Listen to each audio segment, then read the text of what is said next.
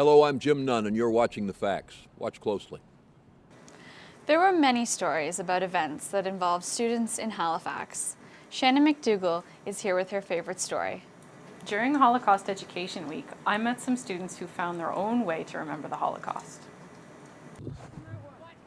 6 classes from around the municipality came together at Citadel Hill last Wednesday. They brought paper clips, about 250,000 of them. And they made a chain long enough to wrap around the entire hill. 2 years ago, Wayne McIntyre felt his students were having trouble grasping the magnitude of 6 million deaths, of 6 million anything. So he began the Paperclip Project. I think it's been very tactile for them, and I think it's amazing for them to see that this is only 1/60th of people who lost their lives, and these are only chains. This is not even the size of a person.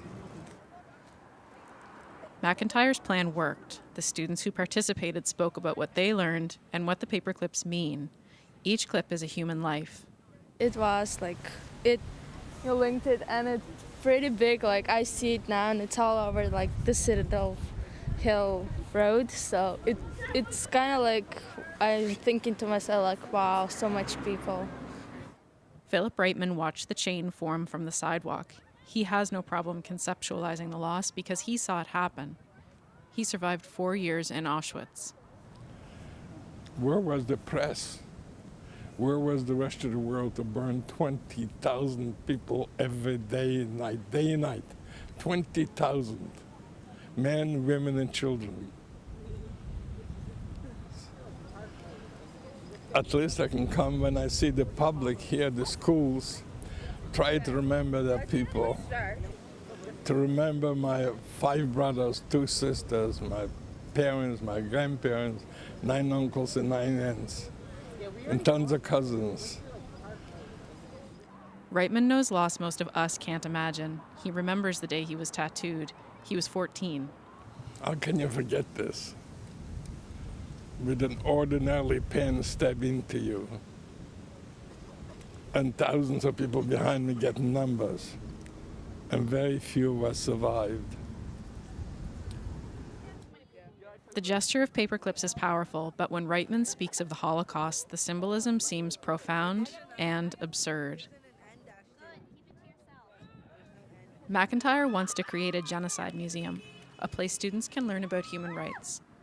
Reitman will continue speaking out. His message is urgent. He's afraid we're forgetting how the Holocaust happened, forgetting what hate can do, and that we can stop it.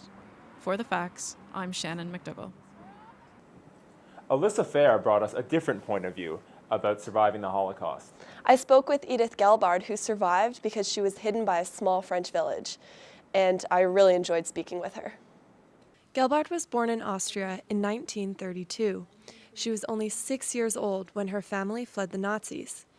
They were able to escape because her father was a semi-professional soccer player, and a Gestapo recognized him and let them out of the country.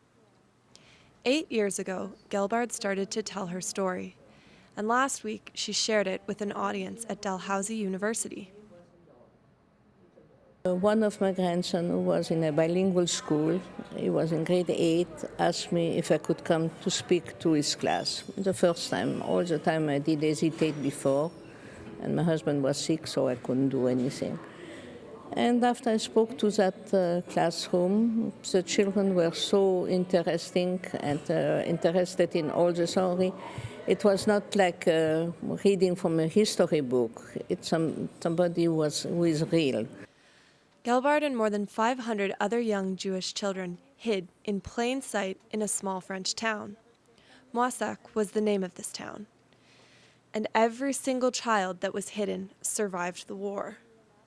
Gelbart and her classmates reunited in 2004 in the same town that had kept them safe. Gelbart reunited with some of her family after the war. Her father had died the day after he was freed from a concentration camp. The family started their life over in Toronto, and 2 years ago, Gelbart's experience as a hidden child became a book, Hiding Edith. She believes that it is important to tell her story while she can. Because now I'm in the last generation to be able to tell the story in person. For The Facts, I'm Alyssa Fair. Of all the comments from the show, we had the most about Nick's interview with Richard Gage. Richard Gage is an architect who has a much different take on what happened in New York on 9/11. Nick sat down with him earlier this season. How has your stance on this affected your career as an architect? I'm enjoying a healthy employment with a local San Francisco Bay Area architecture firm, a large firm, half of whom are signed on to our petition demanding a new investigation because they've taken the time and had the courage to look at the evidence thoroughly. And what about the other half? And the other half won't look at the evidence, hasn't taken the time to look at it because they can't, I presume, afford to consider it. It's too far out of their way of thinking. It's an emotional decision, being willing to look at this evidence. After all, you're putting everything you believe at stake relative to how things should be or are as we think they are in America. This would be not the mainstream way of thinking as to what happened. Well, the official story tells us that the planes hit the buildings. There was an ensuing fire fed by jet fuel, weakening of structural steel, and then we have the collapse of these buildings by gravitational collapse. And that is the mainstream way of thinking. Okay. Technically speaking. And Now, we challenge that, of course, with the evidence for explosive controlled demolition. Now, why is this not a conspiracy theory? It is a conspiracy theory. All the theories about what happened on 9/11 are conspiracy theories. It's a conspiracy theory in and of itself.